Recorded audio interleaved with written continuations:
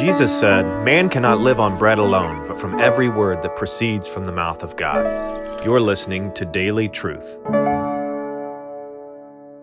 There was never a moment in the life of Jesus that he was not loving the Lord his God with all his heart, with all his soul, and with all his mind. And there was not a moment in the life of Jesus where he was not fulfilling all the commandments, all the law, which means he was also loving his neighbor as himself.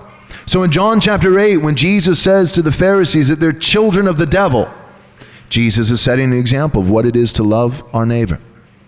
How do we love our neighbor? Well, at times, loving our neighbor includes telling them they're children of Satan. To disagree is to say that Jesus is wrong.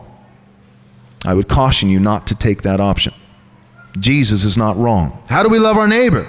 John chapter 2, he fashions a whip, goes into the temple and begins to drive out the money changers. Jesus, once again, giving us a perfect example of love for our neighbor. Loving our neighbor is not being weak. Loving our neighbor is not being soft. Joe Biden was heralded as the epitome of love for neighbor, the president of empathy. And hundreds of thousands, if not millions, will die because he is a soft man. Soft men kill more than hard men. Did you know that? Soft men kill more than hard men. Because soft men don't possess the strength to defend the vulnerable. Because if you're a soft man, that may be all fine and well, but someone else will be hard. You choosing to be soft doesn't mean that every man in the whole world will choose to be soft along with you. Someone will be hard. Someone will be dominant. Someone will be aggressive. Someone will be violent. And it takes strong men to fight corrupt strong men. The goal is not to be soft. The goal is to be loving. And biblical love contains in it strength. Strength. Strong love.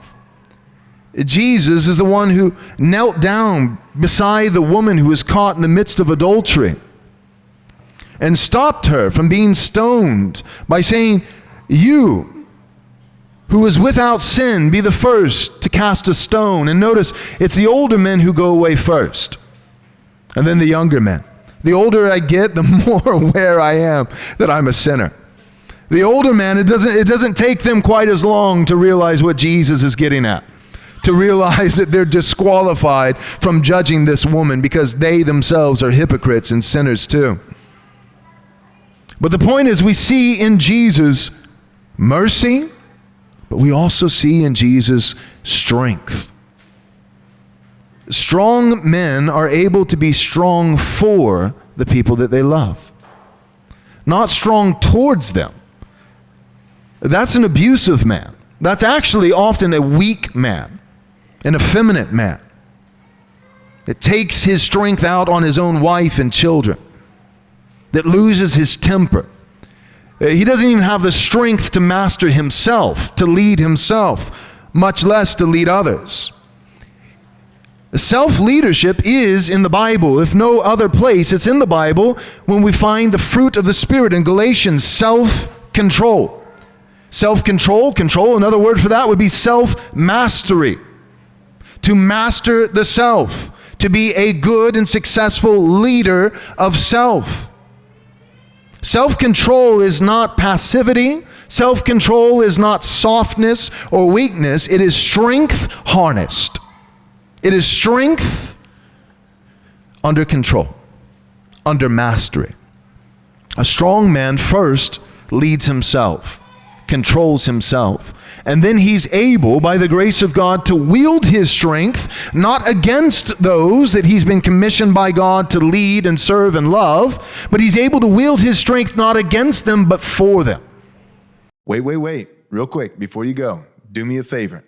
Subscribe to our YouTube channel. Click the bell so you'll be notified with all our new content as it comes out on a daily basis. And if you're willing to support this ministry, you can do so by going to rightresponseministries.com/donate. Thanks so much. God bless.